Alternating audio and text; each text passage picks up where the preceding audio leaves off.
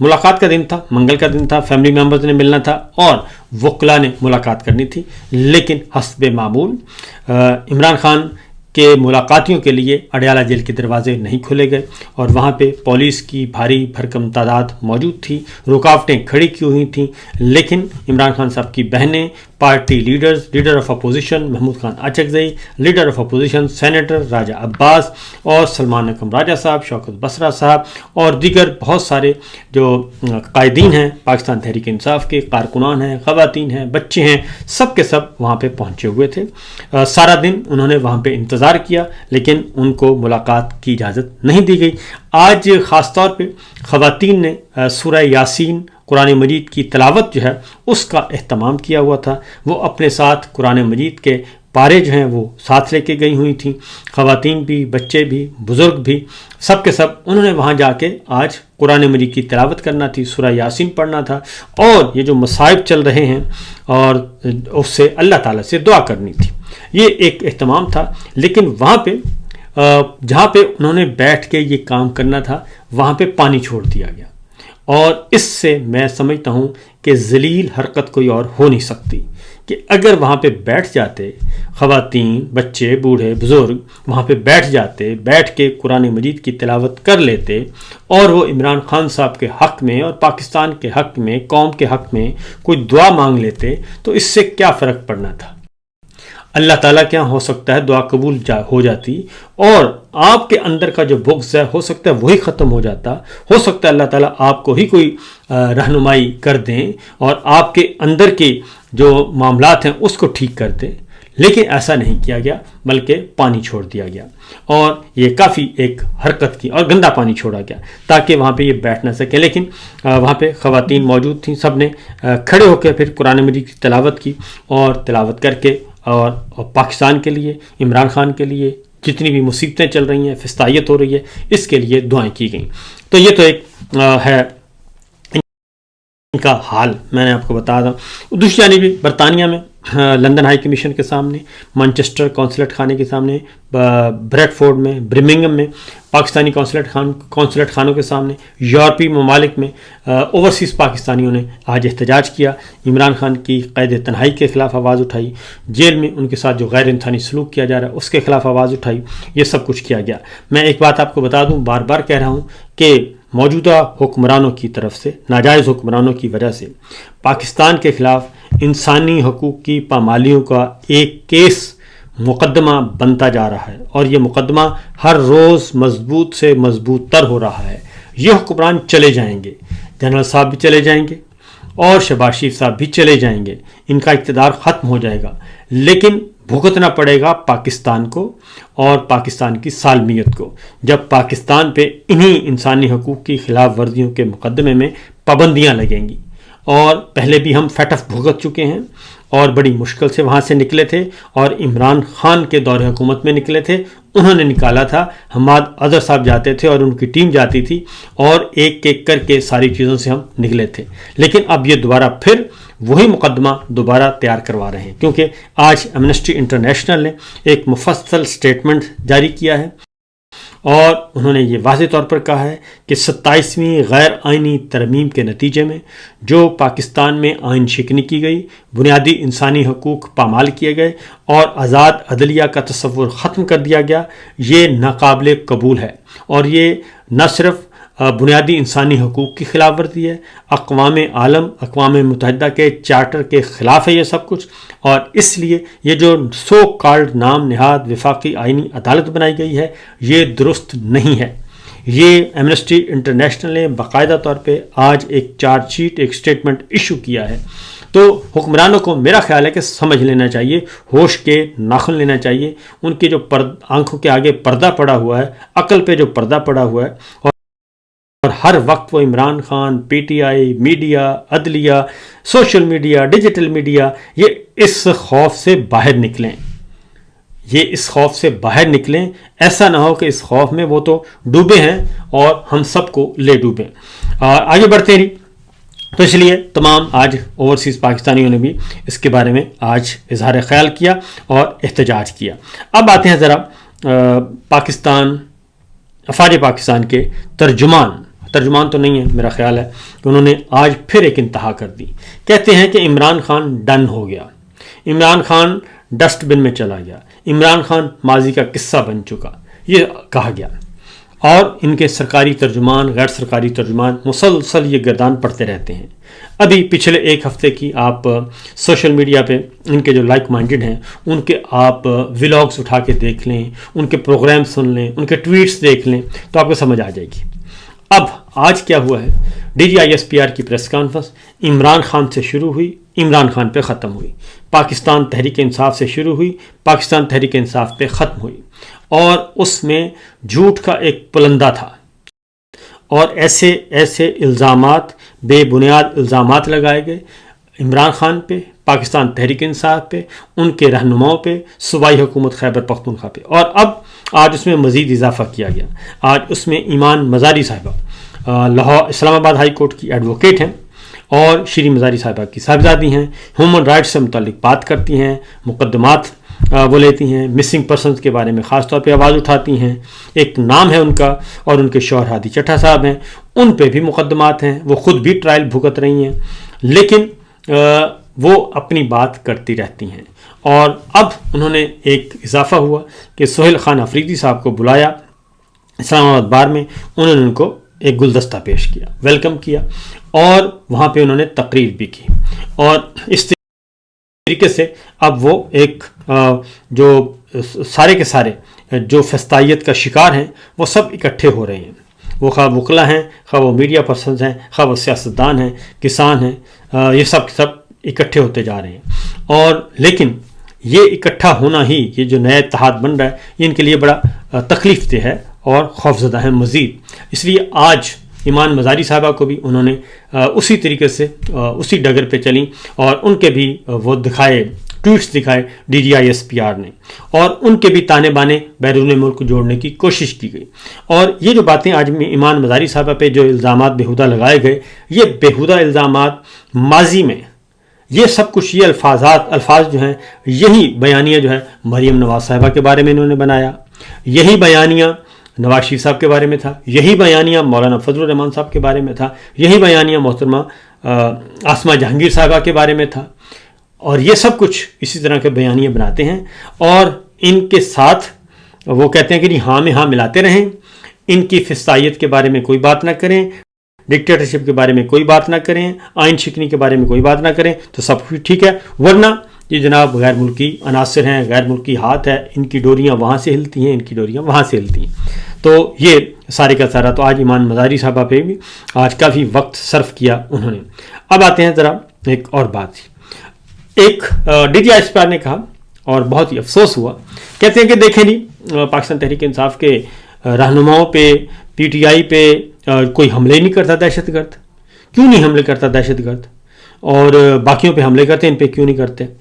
اب یہ میرے سامنے ساتھ ہی ایک رپورٹ آ گئی ہے اور یہ اخبار جنگ اخبار کی رپورٹ ہے، نیوز کی، انگلش اخبار ہے نیوز، اس کی رپورٹ ہے. اور اس میں ایک باقاعدہ طور پہ شائع ہوا جی کہ خیبر پختونخوا میں پچھلی ایک دہائی میں سب سے زیادہ جو سیاستدان نشانہ بنے وہ پاکستان تحریک انصاف اور عوامی نیشنل پارٹی کے تھے، سب سے زیادہ جن کو نشانہ ٹارگٹ کیا گیا. اور ہلاک ہونے والوں میں زیادہ تر کا تعلق عوامی نیشنل پارٹی، ANP اور پاکستان تحریک انصاف سے تھا. صوبے کے کئی سینئر سیاسی رہنما اپنی جانوں کے نذرانے جو ہے وہ پیش کر چکے ہیں اور کئی حملوں میں بال بچ گئے اور کئی زخمی ہو گئے، کئی کے عزیز و اقارب چلے گئے اور کئی کے باڈی گارڈ چلے گئے اور محافظ جو ہیں. اور ANP اور PTI اپنی مخلوط حکومتوں میں بڑے شراکت دار ہونے کے ناطے سب سے زیادہ نقصان اٹھا چکے ہیں اور ANP کے رہنماؤں پر حملے اور اس کے کارکنوں کی ہلاکتیں بے مثال ہیں. یہ ایک انگریزی اخبار دا نیوز کی رپورٹ ہے اور اس میں باقاعدہ طور پہ انہوں نے نام دیے ہوئے اور جس میں یہ سارے کے سارے حملے ہوتے رہے. تو یہ ان کو میرا خیال ہے کہ احساس نہیں ہے کہ یہ جو کیا گفتگو کرتے ہیں. میں نے پہلے بھی کہا تھا کہ DGISPR احمد شریف صاحب کو جتنا جلدی ممکن ہو سکے آپ تبدیل کر دیں، کیونکہ یہ ان کے بس کا روگ نہیں ہے. یہ بالکل ایسے آ کے لڑتے ہیں جیسے وہ ہمارے محلے میں ایک تنور تھا، دائی نورا اس کو چلاتی تھیں، تو دائی نورا کے تنور پہ آ کے جیسے لڑائیاں ہوتی تھیں وہاں پہ اس طرح کی لڑائیاں جو ہیں، اس طرح کے تان و تشنی جو ہے وہ میں نے DGISPR کی پریس کانفرنس میں سنے.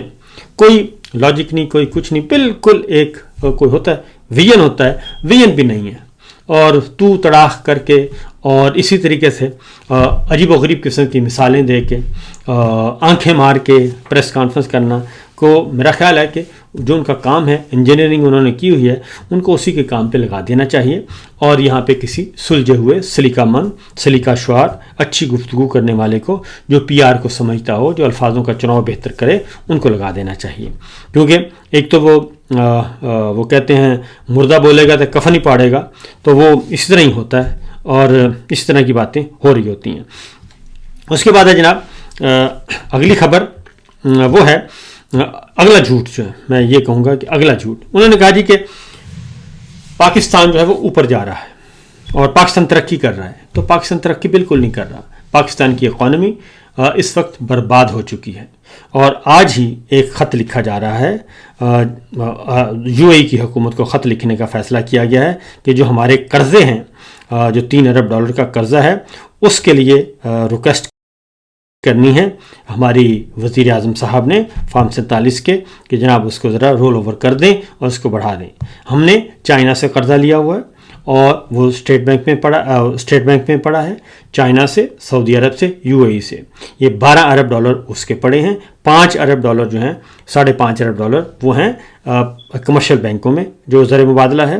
تو یہ $17 ارب ہے، اور ٹوٹل آپ کے پاس ہے $2 ارب. ٹوٹل آپ کا جو پڑا ہے $2 ارب، اور وہ بھی IMF سے جو ابھی $1.1 ارب سے زیادہ کی جو قسط آئی ہے وہ ہیں. آپ کے علاوہ آپ کے پاس کوئی پیسہ نہیں ہے. زر مبادلہ کے ذخائر جو ہیں آپ کے اپنے نہیں ہیں، آپ نے کمرشل لون لیا ہوا ہے. اس لیے آپ اس کو یہ کہتے ہیں کہ یہ ہم آگے جا رہے ہیں، تو آگے نہیں جا رہے، ہم تنزلی کی طرف جا رہے ہیں. اس کے بعد یہ کہا گیا کہ دہشت گردی کے خلاف ہی کہ جی کوئی PTI بھی حملہ نہیں کرتا. تو ابھی عمران خان صاحب پہ پھر کس نے حملہ کیا تھا؟ وہ بھی تو دہشت گردوں نے حملہ کیا تھا بقول آپ کے، اور وہ بھی دہشت گردی تھی، اور ان پہ بھی حملہ کروایا گیا تھا. اور پھر PTI کے متعدد رہنما جو ہیں وہ اس کا شکار بن چکے ہیں، ہو چکے ہیں. اس کے بعد ہے جی اگلی خبر، یہ میرے سامنے پڑا ہے کہ افغانستان، ہماری اکانومی جو ہے وہ کہاں کھڑی ہے. ہماری اکانومی جی افغانستان میں حکومت موجود نہیں ہے، یہ DGISPR نے کہا. تو افغانستان کی معیشت جو ہے جی وہ 4.5% گروتھ کے ساتھ آگے جا رہی ہے.